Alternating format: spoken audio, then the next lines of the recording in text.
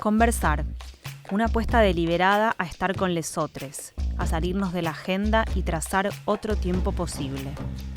Conversar sin la promesa del entendimiento, o más bien con la certeza del malentendido, del desacuerdo, del tropiezo. Conversar como quien se expone al error, confiando en la potencia creativa del tartamudeo. Conversar en cuerpo presente como un modo de fuga de la virtualidad, de la distancia, de la ausencia, como forma del pensamiento, de la pregunta, de la duda. Conversar para no cristalizar sentidos, para no pensar por lesotres. Si el feminismo es un lugar incómodo y a la vez deseante, rebelde, festivo, conversar tal vez sea el más feminista de los gestos. Somos Leila Messinger y Julieta Greco, y esto es El Deseo de Pandora.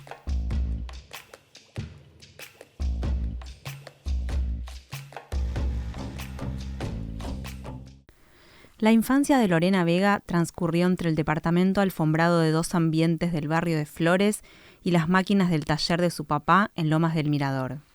Madre formoseña y modista, padre imprentero y porteño, 2 hermanos menores, Federico y Sergio.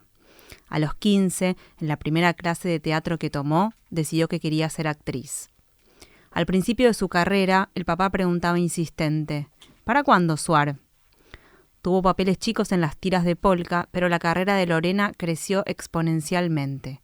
Participó en más de 30 de proyectos junto a directores como Mariano Tenconi Blanco, Mauricio Cartún, Alejandro Catalán, Matías Feldman, entre otros. Siempre se la puede ver en 2 o 3 obras en simultáneo. En el taller de videodrama de Vivi Telas gestó Imprenteros, la obra de teatro documental en la que reconstruye el oficio, entrevista a sus hermanos, muestra el video de su fiesta de 15, el álbum de fotos familiar y narra el conflicto que se produjo con sus medios hermanos tras la muerte de su papá. En los últimos años protagonizó en teatro Todo tendría sentido si no existiera la muerte, La vida extraordinaria, Las cautivas y Yo Encarnación Escurra. Y también dirigió Precoz. Actuó en las películas El bosque de los perros, El año del león, La paz y La muerte no existe y el amor tampoco, y en la serie El reino, entre muchas otras. Recibió múltiples premios y en 2022 el Conex como actriz de teatro de la década. Bueno, bienvenida, Lore, al Deseo de Pandora. Gracias por la invitación. Estamos re contentas de que estés acá. Yo también. Y bueno, vamos a empezar hablando de Imprenteros. En 2018, Maruja Bustamante te invitó a participar de un ciclo temático sobre la familia en el Centro Cultural Rojas y vos llevaste un esbozo de lo que iba a ser después Imprenteros. ¿Cómo fue el proceso creativo de esa obra de teatro y por qué decidiste hacerla en el formato del biodrama o el teatro documental? En realidad el proceso tiene varias instancias distintas. La invitación de Maruja llega en un momento en el que yo le cuento una anécdota, le cuento un poco el conflicto familiar que teníamos, que era que no podíamos regresar con mis hermanos al taller de imprenta de mi papá, que en el fondo tiene la casa de infancia de mi papá y de su hermano. Y entonces ella ahí, cuando le cuento que mis hermanos, los que son de mi camada, los que no son los medios hermanos, están con bronca y con angustia y viendo ahí de qué manera volver a ese espacio. Ella me dice que ahí hay algo para narrar, ¿no? Que ahí hay un conflicto. Y que participe del ciclo familia. Bueno, yo me resistí un montón por diversos motivos, pero sobre todo no entendía, no quería hacer una obra de teatro. Me parecía que una nueva obra que era difícil, que no tenía tiempo, que es mucho trabajo, bueno, y además una obra sobre algo personal, no era lo que estaba acostumbrada a hacer. Si bien tengo claro que existe toda una rama, digamos de las artes escénicas, que trabaja sobre lo autobiográfico, y si bien en cada material ficcional siempre aparece algo de lo autobiográfico tejido, que el público no sabe, que no es explícito, pero que eso está en el cuerpo de la actuación. Pero bueno, yo no había indagado de esa manera en el escenario. Ella me dijo algo que fue clave, que es que me dijo: mira, es un ciclo muy abierto, es un laboratorio, es experimental y no tenés que hacer una obra de teatro. Podés hacer lo que quieras. Y ahí piqué, ¿viste? Te liberó. Me liberó. Entonces dije, bueno, entonces puedo hacer, qué sé yo, una una exposición. Yo tenía el recuerdo de que estaban esas fotos que había sacado mi amigo César de las máquinas del taller de mi papá. Entonces dije, se las voy a pedir. Quizás que yo podía dar una pequeña conferencia corta, me imaginaba algo de 10 minutos, como contando una cosa del taller y después mostrar las fotos y que haya música. Es decir, que las 3 cosas que más o menos se me ocurrieron que podía llegar a ser son 3 grandes módulos narrativos en lo que hoy es Imprenteros. Pero en ese momento para mí era algo acotado, pequeño y corto, ¿no? Es gracioso que cuando me dice Maruja un día, bueno, te van a llamar del Departamento de Artes Escénicas para que les cuentes cómo es la obra. Yo digo, pero yo no tengo obra. Claro, no era que no podía, que no tenía que hacer una obra. Claro, y le digo, me dijo, bueno, deciles, no importa, deciles en lo que estás. Bueno, fui y ahí pasó algo interesante. Rescato mucho el enfoque experimental de las instituciones y en este caso el Rojas, que lo siguen conservando porque es su impronta de origen, ¿no? Y eso continúa. Que es que cuando les conté, les dije la verdad. Digo, miren, no tengo más que haber definido el nombre porque ustedes me obligaron a que diga cómo se va a llamar y bueno, qué sé yo. Lo más rápido es Imprenteros porque habla del taller. Tenía conflictos con que sean masculino, pero la verdad es que me parecía que Imprenteras me nombraba a mí como alguien que después iba como a defraudar con eso. Imprenteres, dije, bueno, no lo va a entender nadie, va a ser, ¿qué es? Parece como otro idioma. Digo, tenía que ser claro, ¿no? Y la verdad es que después me pareció bien porque justamente una de las lecturas, uno de los vectores en las lecturas de la obra tiene que ver como con toda la línea de masculinidades en los trabajos, ¿no? Entonces, me parecía que estaba bien nombrarlo así. Y cuando les digo lo poco que tenía, me dicen, tiene pinta de biodrama, ¿no? Esto de que vas a contar algo tuyo, de tu familia, primera persona, que tenés un archivo, no sé. Como que ahí me encuadraron. Y siempre lo digo esto, casi como de guión malo, de guión cliché. Ese día volví a mi casa, abrí el Facebook y lo primero que me aparece es curso de biodrama. Entonces dije, bueno, es por acá. Es por o acá. guión malo o algoritmo afilado. Sí, afiladísimo. Teléfonos que escuchan todo. Entonces, bueno, empecé a averiguar. Me anoté en un curso que dictaba Vivi Telas, que por suerte era largo y que después ella lo estiró más porque estábamos laburando un montón y muy bien, entonces agregó clases, así que trabajé bastante ahí. Entonces el trabajo tiene una primera etapa en la que yo estoy ahí como un poco sondeando estas primeras intuiciones, después el taller con Vivi donde respondía a ejercicios que ella proponía y también llevaba ideas y propuestas mías. Una de ellas fue llevar a mi hermano Sergio, entrevistarlo ahí. Fue una propuesta que quise hacer y que fue súper bien recibida y que fue clave. Fue clave para el material, para la obra, para todo. Y después hubo otra etapa, una vez que hicimos una muestra de cierre del taller, donde están algunas de las escenas que hoy están en la obra y que hoy están más desarrolladas. Hubo una instancia donde se suman Damiana Poggi, Santiago Custer y Fabiana Brandán, que son las personas que yo quería que trabajen conmigo en el pensamiento y en la producción del trabajo, en la puesta en escena. Trabajé la puesta en escena con Damiana y la producción con Santi y con Fabi. Y ya empecé a sumar a todo el equipo, ¿no? Artístico y técnico. Entonces ahí viene Ricardo Sica, que es un iluminador, uno de los más importantes del país en artes escénicas y trabaja mucho conmigo. Pero a todas las personas que convocaba les decía, ¿me das una mano con una cosa que tengo que hacer de 4 funciones? Claro, todavía no podías nombrarlo con una obra de teatro. No sabía que era una obra, no sabía qué estaba haciendo, no sabía que era documental, no estaba entendiendo mucho qué era eso.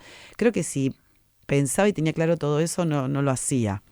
Me gustaba trabajar con la materialidad, con que tenía fotos antiguas, las fotos del taller, que tenía objetos que no tenía, que tenía cosas escritas mías viejas, los VHS, las entrevistas que tenía que hacer.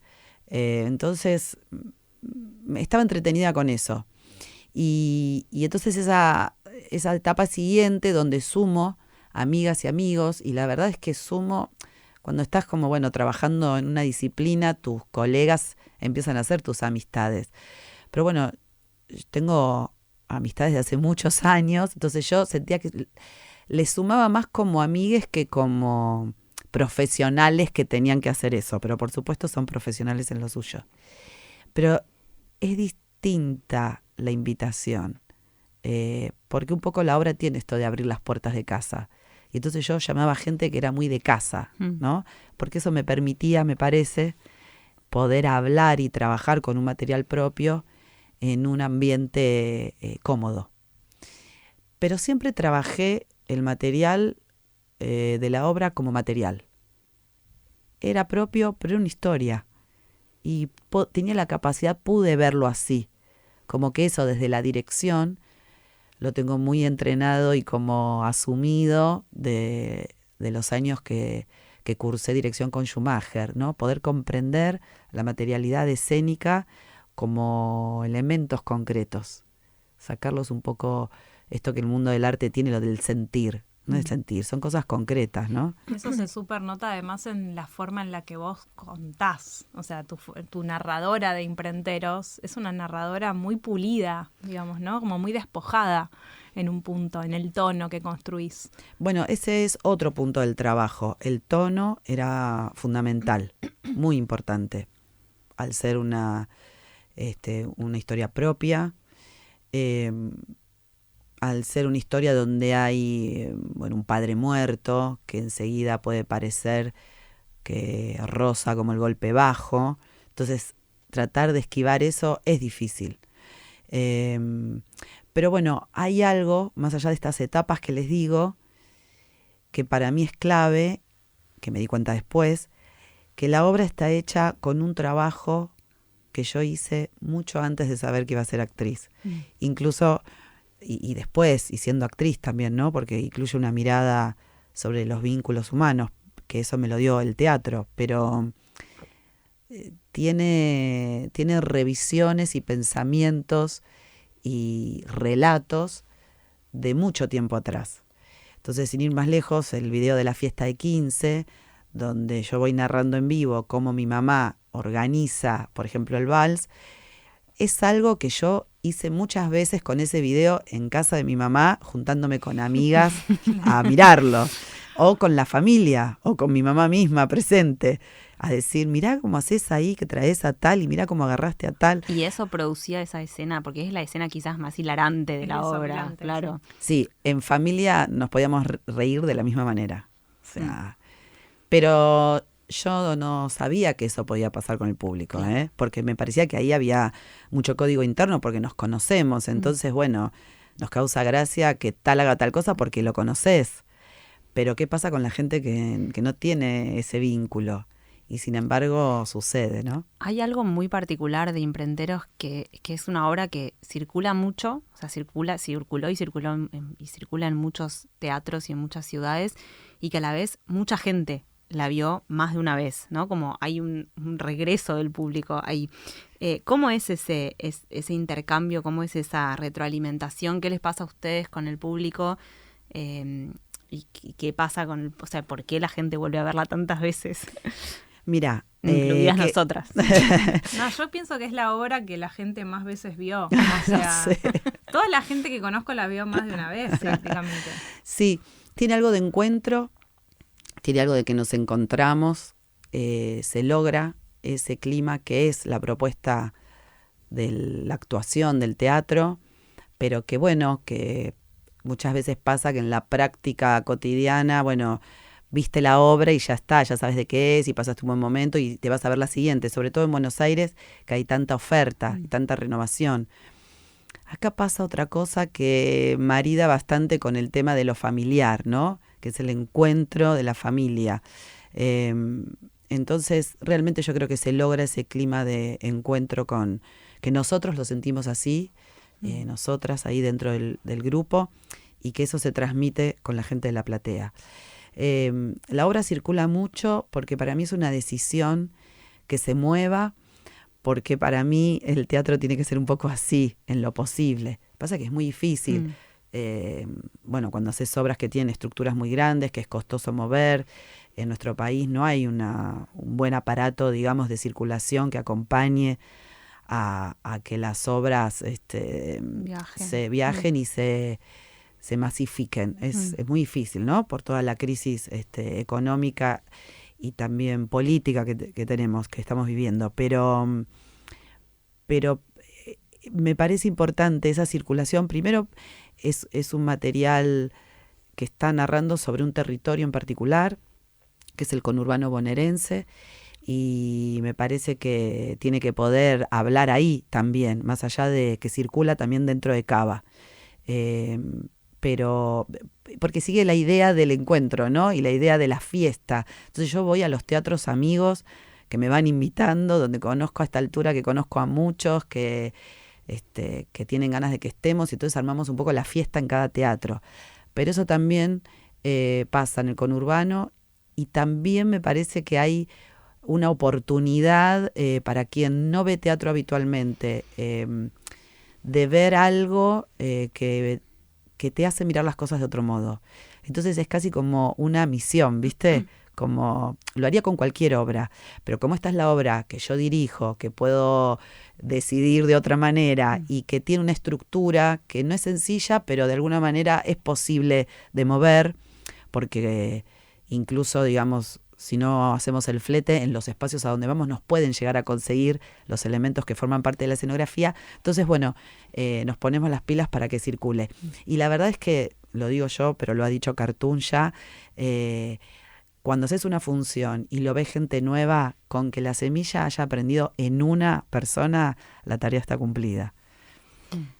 Y Lore, hay algo para mí que tiene Imprenteros que un poco es la respuesta que encuentro a por qué la vemos una y otra vez y no nos cansamos, que es que tiene como muchas capas, ¿no? Como muchas capas. Entonces hay como también muchas capas interpretativas, y eso en el libro Imprenteros está presente en un apartado que cuando conversamos con Ley dijimos como que fue la parte en la que nos emocionamos, que es a la salida del teatro, que son un montón de cosas que dice la gente, entiendo que en distintas funciones y en distintos lugares, totalmente variadas y totalmente como inesperadas, imagino, ¿no? Como alguien te pregunta si vos constelás, otro dice esto de vos contás historias, tu hermano es contador y tu otro hermano descubrió que quería ser imprentero el día, o que era imprentero el día que rompió un contador, como sí, cosas que imagino que para vos eran inadvertidas. Entonces la pregunta es como, ¿qué les pasa a ustedes con eso que produce Imprenteros en el público? Bueno, eso nos nutrió un montón. Después quedamos al día siguiente o durante los días siguientes de la función diciendo, che, me escribió una persona que dice tal cosa, ¿viste el que vino y nos abrazó y nos dijo tal otra? O sea, nos queda un remanente de comentario, más que sobre cómo salió la función, sobre lo que dijo la gente a la salida. Ese es un tendal que yo ahora pienso, con el libro ya concretado, qué pena no haber hecho un registro desde el principio de cada cosa que nos fueron diciendo, pero un registro, digo, severo registro, porque casi que siento que habría un libro ahí también de todo ese post. Historias que nos cuentan de su familia, fotos que nos mandan, gente que se acuerda, que se da cuenta de cosas viendo la obra, dice, mi papá dijo que el abuelo era imprentero y entonces fui y le pedí que revisara un cajón y me mandó estas fotos, te muestro, y me mandan capturas de fotos, pero que se dan cuenta que les viene con la obra, ¿no? O gente que, bueno, me dice, mira, tengo la misma historia que vos, mi papá era igual, o yo tampoco lo invité a mi fiesta de 15, o yo no sé qué. Hay algo ahí que por eso digo que para mí, como decís vos, la obra tiene muchas capas que no solo están cuando la expectás y las vas leyendo, sino que en lo que pasa a través del tiempo, de los días. Y ese momento del encuentro a la salida, esa especie de tertulia entre la picada y la colgada de fotos, como si el taller se siguiera abriendo, ¿no? Y ahí ya la gente toma el taller más que nosotros arriba del escenario. Es un espacio fundamental, en el que nosotros lo integramos como ya parte de la apuesta. Bueno, después hay que ir a la salida y estar con la gente colgando las fotos, intercambiar, hablar, porque aparecen historias. Apareció un chico con una máquina de imprimir tatuada acá en el brazo. No, ahora que te escucho me acuerdo que además vos también actuás en El Público de Mariano Pensotti, y esto es un poco como ese después, ¿no? Como cómo impacta una obra de teatro en el público. Sí, esa es la hipótesis que maneja Mariano, ¿no? En su propuesta audiovisual. Cómo la ficción también hace una operación en el espectador y cómo la vida de la gente que va a ver una película o una obra de teatro después empieza también a tener un rebote de eso que acaba de ver. Lore, y en el libro, que recién lo nombrabas, es un libro que tiene como también muchas capas, ¿no? Está el guión de la obra por lo pronto, están las imágenes, hay una conversación entre Sergio y la editora del libro, hay textos tuyos, digamos, es un libro que tiene como también como un montón de complejidades ahí. ¿Cómo fue esa decisión de escribir el libro? O sea, ¿cuándo apareció eso? Que además, como todo el tiempo está esta idea de que parece que es como el final de algo, ¿no? Como el moño, la velita de la torta. ¿Cómo fue ese proceso de escritura y cómo sentís vos que es distinto de la obra? Sí, mira, yo primero tenía la idea de publicar el texto porque en el inicio, cuando la obra hace esas 4 funciones iniciales dentro del ciclo experimental, pero se llenan, pero a la gente le encanta. El Centro Cultural dice sigan, porque hay gente que pide que quiere venir. Bueno, agreguemos. Bueno, los invitan del FIBA. Bueno, hagamos. Bueno, los invitan. Entonces dijimos, bueno, acá hay que continuar, pero yo no sabía qué rango, qué tiro tenía las ganas de participación de mi hermano, sobre todo el que está en vivo, en persona, de Sergio, que no es gráfico y no es actor. Al día de hoy podríamos decir ahora que es actor y es un gran actor. actorazo. Es un gran actor. Y además muy fachero, lo comparan o con Benicio del Toro o con ¿cómo se llama el español? El de Penélope Cruz. Viravent. Antonio Viravent. No, Viravent es argentino. No, Javier Bardem. Javier Bardem, era parecido, Javier Bardem. Todos potrazos. Sí, todos churrazos. Bueno, es actor, pero en ese momento no teníamos claro, yo no sabía qué destino podía tener sus ganas, su participación. Entonces dije, bueno, ya sabemos que el teatro es efímero, en un momento las obras terminan. Esta obra quizás termina antes que cualquier obra, porque es un experimento. Por lo menos que quede el texto, que quede algún registro. Y entonces empecé con esa idea. Y bueno, por medio de amigues, llego a Gabriela Lack, de Documenta Escénicas, que es una editorial cordobesa, que se dedica específicamente a literatura y teatro. De hecho, Documenta allá en Córdoba está en un espacio que es un teatro y una editorial, todo junto. Ahora definitivamente ya editorial. A partir de la pandemia han cerrado el teatro y tomaron todo con la editorial. Bueno, ella viene trabajando materiales escénicos con un abordaje mucho más amplio que traducir lo que se hizo en el teatro en el papel. Como a partir de eso, a abrir todo un mundo. Y eso fue lo que ella nos propuso. Entonces, ahí yo me entregué a la aventura, a hacer algo nuevo. Para mí es la primera vez de hacer un libro sobre algo propio, de hacer un libro de esta manera, con esto que vos decías, ¿no? Con diferentes entradas a la historia, desde diferentes puntos, con mis hermanos. Acá sí, ellos están desde el principio, a diferencia de la obra de teatro, siendo conmigo parte de las decisiones, llevando adelante el objetivo, el proyecto, no sé, aplicando los subsidios y poniéndonos los 3 como representantes. Digo, empiezan a pasar otras cosas más asumidas en relación a seguir creando juntos. Y eso, bueno, es una revolución para mí y para ellos también. Entonces, en un momento, Gabriela me dice que ella cree que yo tengo que escribir más. Porque primero hicimos una instancia tuvo también muchas instancias el trabajo del libro. Hicimos una residencia, nos fuimos a Córdoba y estuvimos ahí una semana. viviendo en una casa en el campo, trabajando con Gabriela y con una colaboradora de ella que es Carla Ciarapica, que fue la correctora del libro.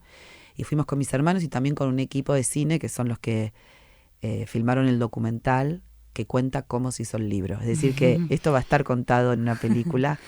Una que ahora infinita. Sí, es infinita. Yo pensaba, ¿y qué? ¿Hay algo después del documental? Ya empecé a pensar, bueno, por ahí un local donde vendemos el libro y ya, y proyecto la película. Y los trajes. Sí, quizás eso, vamos por el lado de la indumentaria. Entonces, ahí trabajamos como muchos ejercicios, revisando fotos familiares, pensando en momentos del libro y demás. Pero después, en un momento, ella me dijo, tenés que escribir y tenés que escribir más. Que aparezca tu voz, que aparezcan más relatos. Y bueno, ante esa invitación me animé. Yo estaba trabajando, escritura autobiográfica con Mariana Masover, que ha sido como clave para mí, para poder animarme a escribir. Y bueno, muchos de los textos los escribí en su taller y después eran trabajados en el ámbito de la editorial, ¿no? Pero el germen, el origen, la matriz de varios de ellos, el de mamá con el vestido de la hija del embajador, el de mi papá cuando mata el primer chancho, el de la bolsa con las fotos de mi papá que mi mamá quiere que tire a la basura. Bueno, varios de esos salen primero en el taller de Mariana. Bien. Lore, en la obra hay como un juego en que tus hermanos que no son actores los pones a actuar y vos que no sos gráfica un poco te transformás, devenís imprentera, ¿no? En el transcurso de la obra. Y de alguna manera la asociación esta, Lorena Vega y Hermanos, que recrea como esta cosa de un destino con un oficio, sigue vigente y ustedes, aunque han perdido, digamos, entre comillas, porque hay una parte que no sabemos de qué pasa con el taller en efecto, pero en el relato han perdido ese espacio físico, ustedes recrean como un taller en forma de teatral, ¿no? Tienen un taller de teatro o producen un taller de teatro. ¿Alguna vez lo pensaste así? No, me fui dando cuenta después con el trabajo hecho, la verdad. El trabajo hecho me reveló muchas cosas, entre ellas una herencia que sí conservo de mi padre, que es el amor al trabajo artesanal, que no sabía que eso venía de ahí, ¿no? Que si bien yo me dedico a otra cosa, es un trabajo artesanal el que hago y con la obra, digamos, pude comprender eso y es una reconstrucción importante para mí, por ejemplo, ¿no? Que narro, que he perdido lo poco que me podía dejar mi padre, no lo tengo. Entonces, bueno, de alguna manera entender que me dejó algo muchísimo más grande, que constituye mi identidad, porque fue lo que me condujo a mi vida, ¿no? Poder dedicarme a un oficio que amo y entregarle todo. Entonces, por ejemplo, eso me lo reveló la obra. La obra reveló movernos, como decís vos, movernos de los roles, de los espacios, que mis hermanos, que siempre eran más espectadores, actuaran, sean más protagonistas, que yo observara más en detalle el trabajo de ellos, porque qué sé yo, por ahí era observado mi trabajo porque está puesto en un escenario, pero bueno, observar el trabajo de ellos, y la verdad es que yo ahora sé más de gráfica por la obra que lo que sabía antes por ser hija de un gráfico. ¿Entendés? Como que ahora me quedan más claros los espesores de los papeles, las tramas, los colores. Entonces hubo realmente como una revisión y un reordenamiento, un movimiento de roles y de temas y de observaciones, que obviamente a nosotros teníamos una buena relación de hermanos, de alguna manera éramos como amigos, ¿no? Pero hay algo que se movió mucho más, que nos actualizó. Eso siento yo, nos reactualizó.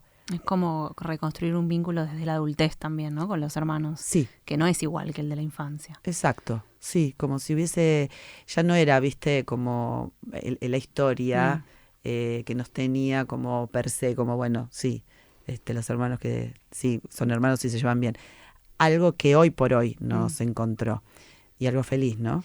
Y Lore, en esta obra que también es sobre los hermanos, porque bueno, Sí. por esto que decíamos, la obra empieza con la historia, o sea, no voy a spoilear nada, pero porque ya No mucha importa, gente la se vio, puede nombrar. pero la obra cosas. empieza... Porque las obras, hasta que no las ves... Sí, aunque digo, te cuenten... Aunque te cuenten el argumento de una película, pero hay que hacer la experiencia de verla porque cómo brilla, cómo se ve, cómo mueve es otra cosa. Total. O sea que...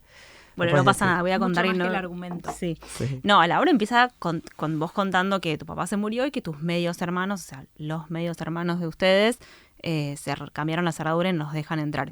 Pero después hay algo que con Juli nos preguntábamos, que es que eso no vuelve a aparecer en la obra, no es no se trata de eso, no se trata de los medios hermanos ni de qué pasó después con el taller. ¿Fue una decisión tuya correrse de ahí, o sea, hacer esa omisión narrativa? Sí, es una decisión narrativa, sí. Bueno, ahí hay operaciones escénicas, ¿no? Como decisiones narrativas y operaciones escénicas. A mí me parecía que lo que estaba tomando fuerza para poder hacer avanzar la obra es que yo busque recursos que me ayudaran a demostrar que yo tenía derechos sobre ese espacio y que era injusto lo que había pasado. Entonces, lo que trato de hacer a lo largo de la obra es distintas maniobras para poder dar cuenta de que ese espacio me pertenece, que yo tengo que poder hacer el duelo ahí, que nadie tiene el derecho a arrebatarme estar en un lugar donde estuve toda mi vida, o en todo caso lo tendríamos que haber charlado un poco más. Claro. Entonces, esa me parecía que era la operación que iba ganando, que iba llevando hacia adelante el relato, pensando siempre en la renovación perceptiva, ¿no? Federico, que es el que aparece en la entrevista filmada, dijo el otro día en la presentación, en una de las presentaciones del libro, bueno, yo no quería estar en vivo, porque le preguntaron, ¿te arrepentís de no haber estado en vivo? Y él dijo, bueno, no tanto, porque creo que fue mejor para la obra. Y tiene razón, su resistencia a no estar en vivo a mí me ayudó a tener que resolver de un modo que genera una muy buena renovación perceptiva, porque si yo entrevistaba en vivo a dos hermanos, por más que dijeran cosas distintas, hay algo donde visualmente un poquito iba a pesar. Y me parece que de pronto ir a otra escala, en una pantalla gigante, él en otro momento, bueno, permitía otro juego. Entonces, creo que eso es lo que va tejiendo hacia adelante. Sí, es una decisión no volver sobre ese enunciado inicial. Es un esquema también narrativo, ¿no? Es un esquema de guión. Sí, y además dos cosas. Por un lado, esa resistencia Muchas de... Perdón, yo soy fanática de Imprentero, yo también he sabido. Qué lindo. Yo le dije a Leila, yo no soy una persona que le escriba a alguien después de ver algo y le diga, me gustó mucho lo que hiciste. O sea, a veces lo hago, pero no es que no me sale instantáneamente. No es tu así de, práctica no soy tan habitual. cholula. Cuando salí de ver Imprenteros, en marzo de 2019, en el Centro Cultural Recoleta, Recoleta. que era un ciclo chiquito. Sí, era un ciclo por el mes de la mujer. Por el mes de la mujer. Te mandé un mensaje por Instagram y te dije, soy fanática de esto, necesito más. Bueno, eso pasa con mucha gente que tiene el impulso de conectar y de decir, que es como el efecto que decíamos antes, ¿no? Como lo que pasa en la tertulia al final de la obra y después va teniendo un rebote a lo largo de los días. Bueno, dos cosas. Uno, tu hermano Fede en esa resistencia me parece que es súper interesante porque vuelve un personaje muy como redondo, ¿no? Porque esa resistencia de aparecer después se replica en su resistencia de nombrarse gráfico. Sí. Como esta cosa de, no, yo no. Y después como él diciendo, sí, hice algunos trabajos, me salieron bien. Como una cosa de... Sí. Su contradicción es muy interesante, muy jugosa. Sí, forma un personaje interesantísimo. Sí. Bueno, y la otra no me la acuerdo. No importa, bueno, ya va a venir. Pasamos a... salimos de emprenderos, sí. En todas las entrevistas que te hacen en los últimos años, siempre aparece que estás en cartel en 2 o 3 o más obras, o filmando una película, o dirigiendo, etcétera.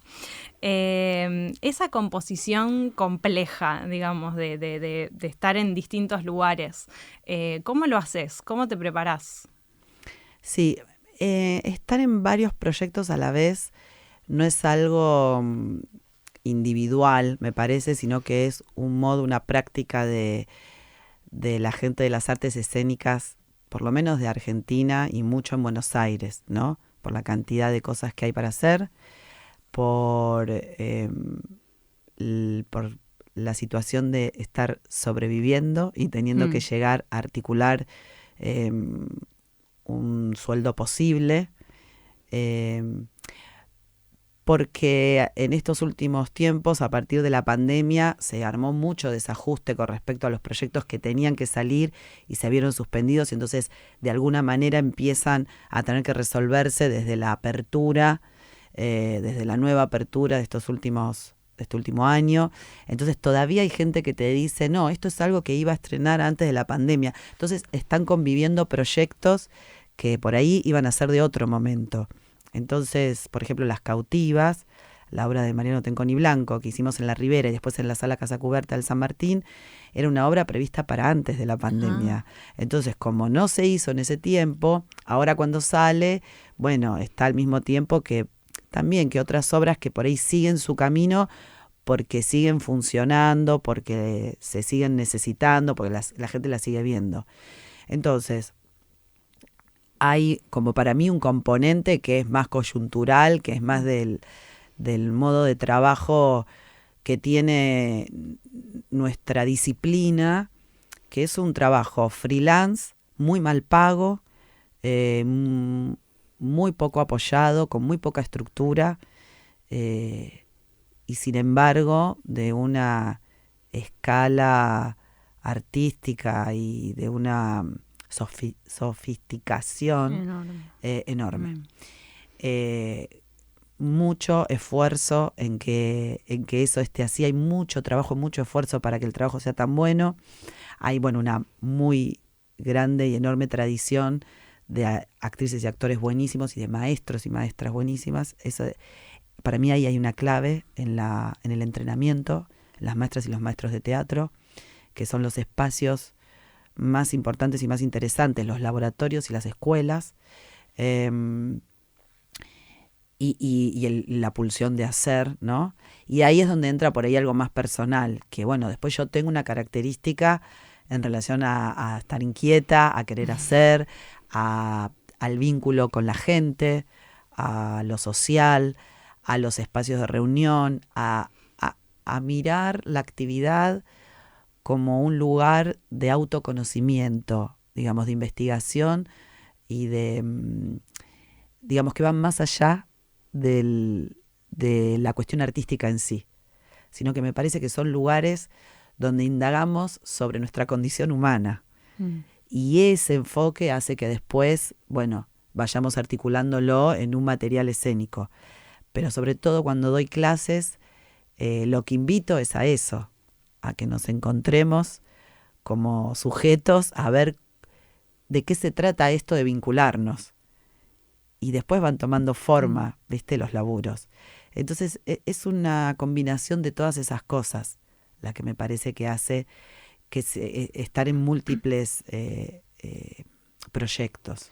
Quizás a lo que nosotras nos llamaba la atención era la forma también en la que se dispone el cuerpo, tu cuerpo, arriba de la escena haciendo Las Cautivas, o haciendo Encarnación Escurra, o haciendo La Vida Extraordinaria, o dirigiendo Precoz, o dirigiendo Imprenteros y estando ahí arriba, que son todas formas de poner el cuerpo muy distintas, ¿no?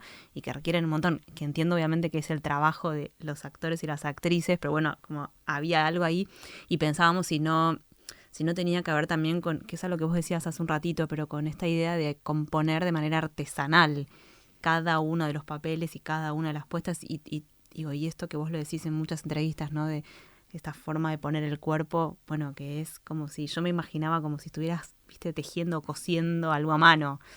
Sí, el trabajo es artesanal, es así puntilloso, como decís, de tejido fino y pequeño, de trazo pequeño.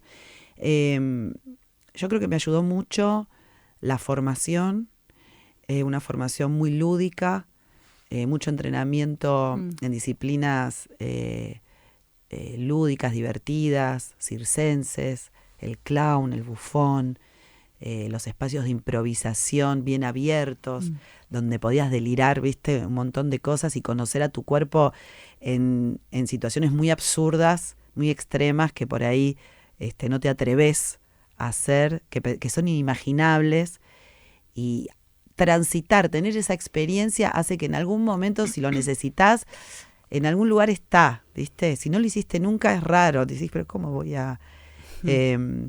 Pero esa formación, ese recorrido a mí me parece, mi observación sobre un determinado tipo de actuación, una línea actoral, como que yo empecé a hacer teatro y ya, no sé, porque intuitivamente empecé a entender, a conocer que había gente que venía del paracultural, que habían hecho algo en sótanos, que parecía que actuaban lo que ellos querían decir, no textos de otros, o que agarraban poesía y mezclaban la poesía con lo propio. Algo de eso a mí ya me gustaba.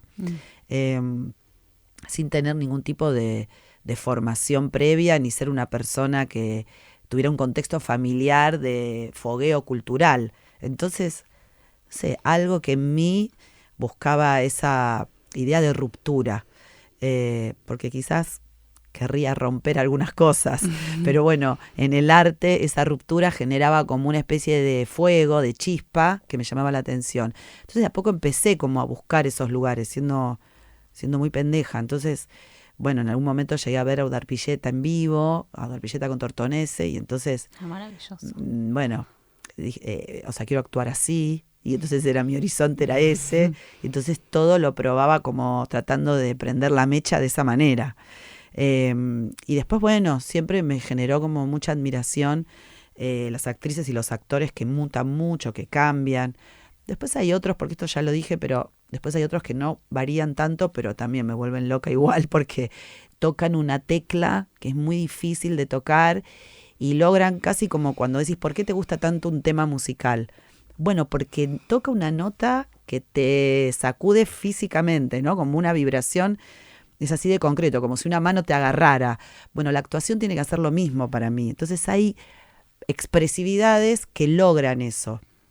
Eso está a veces en el trabajo de la voz, a veces está en los ojos, a veces está en las manos, a veces está en el peso de las piernas, en cómo pisás. Digo, hay como diferentes, depende de los cuerpos también, depende de los materiales. Pero todo eso me devanó los sesos mucho tiempo, ¿no? Entonces, esa investigación, ese estudiarlo y ese querer, como... Ahora creo que soy exigente, pero creo que ahora acepto más cosas. Pero cuando era chica no aceptaba medias tintas en la actuación. Como que si no sucedía, no estaba bueno, no servía. Entonces, quizás esa exigencia que a veces me paralizaba también me ayudó mucho a depurar el instrumento. Y algo de eso aparece también en el vínculo con los directores. Digo, pensábamos en de las obras que hiciste en el último tiempo, 3... Las cautivas, La vida extraordinaria y Todo tendría sentido si no existiera la muerte, son de Mariano Tenconi Blanco. También Mariano presentó el libro Imprenteros la primera vez. Digo, ¿hay algo ahí también en el vínculo con el director o con ese director que sucede y que permite que pase todo esto otro? Sí, bueno, el vínculo con Mariano es muy particular. Es un vínculo de total conexión,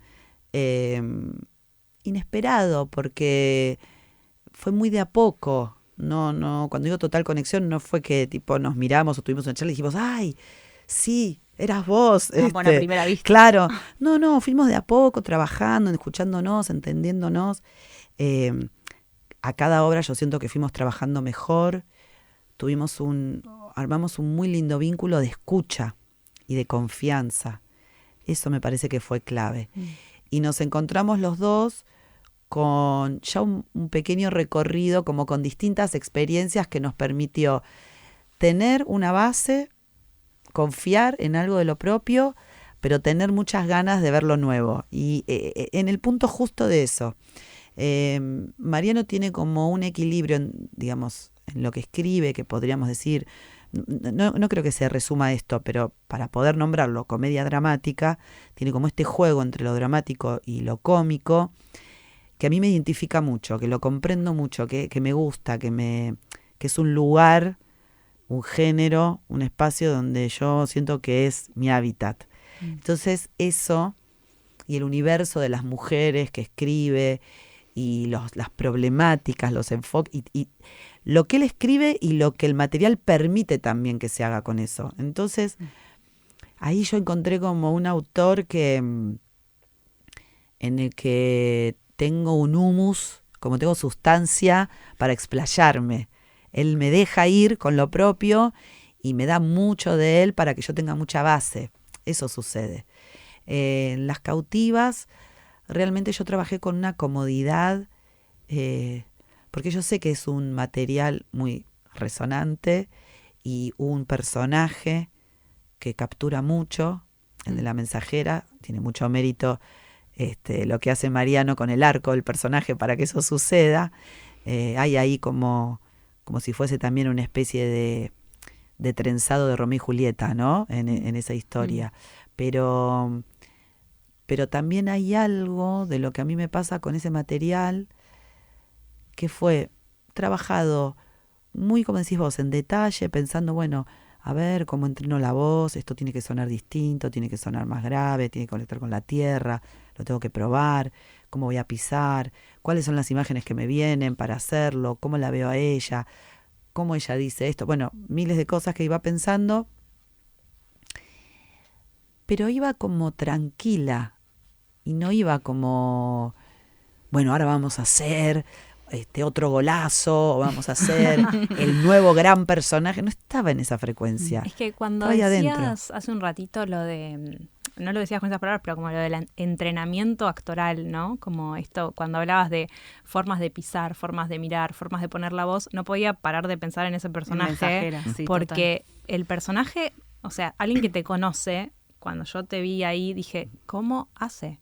Es otra persona. Esta no es Lorena. O sea, es otra voz, pero es otra voz a un nivel grosero, o sea, es como otra voz. Esto de cómo pisar, el cuerpo, cómo está puesto. Justo dijiste pisar, mirar y voz, y me parece que son las tres cosas que ese quizás personaje... porque lo tengo ahora presente por ese personaje, ¿no? Y es impresionante. O sea, me parece que tal vez esto que decís, iba tranquila, tiene que ver con que, bueno, había como una espalda para hacerlo muy... Sí, a ver, yo no sé si decir, nunca estás tranquila cuando estás trabajando algo, y siempre el desafío cada vez es si lo vas a lograr, si lo vas a encontrar, porque hay una gran diferencia entre que el espectador crea en lo que ve o entienda lo que ve. Hay que lograr que crea lo que ve, porque entender, bueno, sí, ok, entiendo, pero pasa. Pero si vos crees en lo que pasa, se genera otra dimensión en los que estamos en el lugar.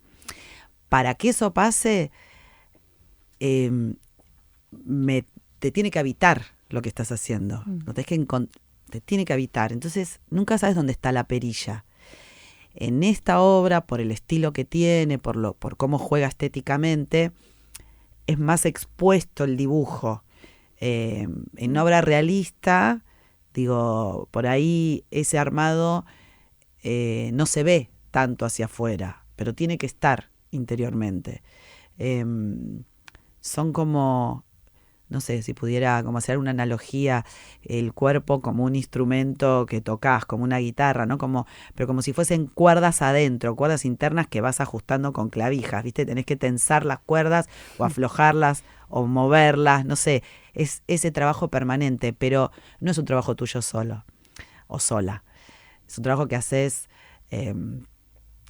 por supuesto, con quienes estés actuando, con tus compañeras o compañeros de obra, pero mucho también con el espacio, y el espacio está hecho no solo por la escenografía, está hecho por la luz, por cómo entra la luz. El otro día hablábamos justo de Las Cautivas, y hay en Casa Cuberta y también en Uruguay, donde estuvimos ahora, Mati Sendón, que es el iluminador de Las Cautivas y también de La Vía Extraordinaria, que es junto a Ricky Sica, que lo nombré antes, el otro gran iluminador argentino, brillante. hace un efecto en la última entrada de Mensajera, cuando entra con la corona de plumas, que ya habló con las fuerzas superiores, un efecto de estrellas sobre el público y una luz que entra, o sea, se mueven esas luces, se mueven las estrellas hacia el público y se mueve una luz hacia Mensajera que es como una luna.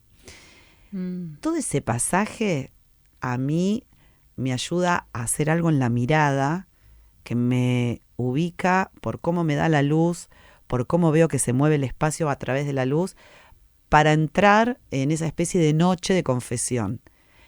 Entonces, parece, no sé cómo explicado, parece como, es todo parece más llano de lo que es. Pero en el momento es la diferencia entre tener una ventana abierta y que te entre aire, a estar con la ventana cerrada y que te estés ahogando. Es otra temperatura. Y entonces el cuerpo vibra de otra manera. Eso permanentemente. Y así distintos ejemplos. Por ejemplo, en Precoz, que Rodrigo González Garillo haya podido concebir ese espacio con el nivel de síntesis que se necesitaba en una obra que sucede en 20 locaciones diferentes. Sí. Para poder armar solo una y que en esa se puedan contar todas esas adentro de la casa, al borde de la ruta, adentro del manicomio, adentro del hospital, en la puerta de la casa del amante, en la escuela, en el auto, en la montaña. Digo, y que a la actuación eso le sume, no le genere un ruido. Claro. Que a la actuación le venga bien estar en ese lugar y cada vez sienta que sí, que está en cada uno de esos espacios. Es muy difícil hallar esa síntesis y está directamente hablándole a la actuación, está tocando el cuerpo, aunque no lo toques literalmente. Entonces, todo eso es parte de la maquinaria y del menjunje escénico que está en operación para que la actuación suceda, y suceda en términos de creencia y no del contar, ¿no? Del narrar. Hermoso. Bueno, última pregunta. Sí.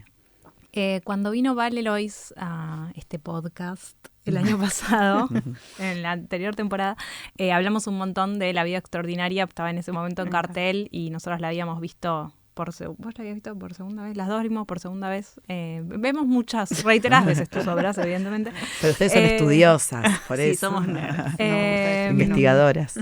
Bueno, es una obra que habla mucho sobre la amistad. En ese momento nos contó Vale que...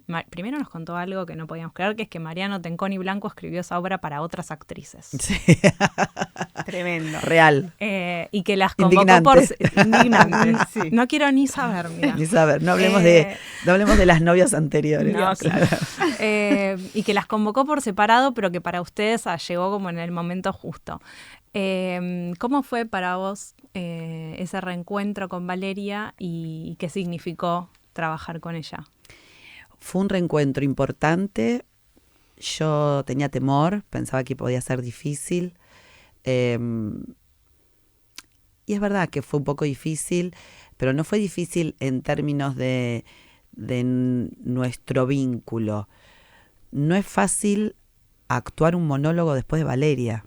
Claro. O sea, entonces ella hace su primer diario íntimo que tiene un nivel de eficacia desde la escritura y con la actuación de ella y con lo que diseñó sonoramente Ian Gifres, que es como una exquisitez total. Entonces lo ensayaban y era un gol atrás del otro en cada ensayo. Y mi diario era, en el texto original es más largo. Y por ejemplo, algo de estructura, ¿no? En el de ella se cuenta un asunto. En el mío se cuentan varios asuntos. La madre, el novio noruego, el hijo del farmacéutico. Digo, hay varias cosas, un viaje a la Antártida. Se ramificaba mucho más. Entonces, era difícil ahí un poquito el foco. Y yo lo dije explícitamente, ayúdenme con esto, revisémoslo seriamente, porque yo no puedo salir a la hora y media de obra, actuar sola después de Vale, donde acaba de romperla, y que la gente diga, uy, todavía tengo que ver a esta. Le tienen que dar sus 20 minutos para que haga un monólogo que encima para que no... hable del noruego. Claro, para que hable, no, ya está. Y entonces se trabajó mucho, de verdad, Mariano reescribió un poco el monólogo, se trabajó mucho la idea sonora que tenía que renovarse, por eso mi monólogo tiene, por ejemplo, música electrónica, cosa que en la obra no hay tanto, y que era disruptivo y era una apuesta difícil y funcionó. Bueno, etcétera. Igual te quiero decir que Vale dijo que a las dos les pasaba, que a ella también le pasaba con tu monólogo cuando ella escuchaba afuera, antes de entrar para su segundo monólogo, que le pasaba lo mismo. Ella muy abiertamente siempre chequea si a ella le aplauden y a mí no. Eso. Pero bueno, a mí también me pareció que fue alucinante el encuentro porque nos encontró a las dos, que habíamos empezado casi juntas, después de un trayecto por separado en términos profesionales, ¿no? No en términos de amistad, porque eso siempre fuimos amigas y estuvimos muy conectadas y tuvimos una relación familiar, diría. Pero algo de esto profesional, donde cuando trabajás el tema de ser tan paralelas en algún punto, es inevitable ciertas comparaciones, las alegrías y los hallazgos los recomprendés y los disfrutás un montón. Pero también te interpela mucho lo que le pasa a la otra porque de alguna manera habla de lo que te pasa a vos. Todo ese juego empezó a tener otro lugar para nosotras. Y siempre verla actuar, lo digo muy honestamente, siempre es inspirador y es un aprendizaje. Entonces, a mí eso me fascinó, aparte me dan ganas de decirle cosas, digo, este es buenísimo el momento que haces esta cosa, este momento tal otra, bueno, me meto un poco como directora, que no lo puedo evitar, lo hacía con mucha discreción al lado de Mariano, porque digo, no hacía falta flor de director, pero bueno, viste, como nosotras también tenemos nuestro código y nos íbamos diciendo cosas, y la verdad es que fue alucinante al punto que después ella me propone que la dirija en otra cosa que después no sucedió, pero como que íbamos a seguir haciendo cosas, y yo dije, pero escúchame, nos vamos a matar. O sea, tantas horas juntas nos vamos a matar. Y ella me dijo, no, yo no me separo más de vos. Así que sí, muy hermosa experiencia. Muchas gracias Lore, por venir. Gracias por a haber ustedes. venido. Esto fue El Deseo de Pandora. Conducción y guión, Leila Messinger y Julieta Greco. Producción audiovisual, Vera Ferrari. Edición de sonido, Estudio Red. Arte, Florencia Merlo. Dirección de Anfibia Podcast, Tomás Pérez Bisón.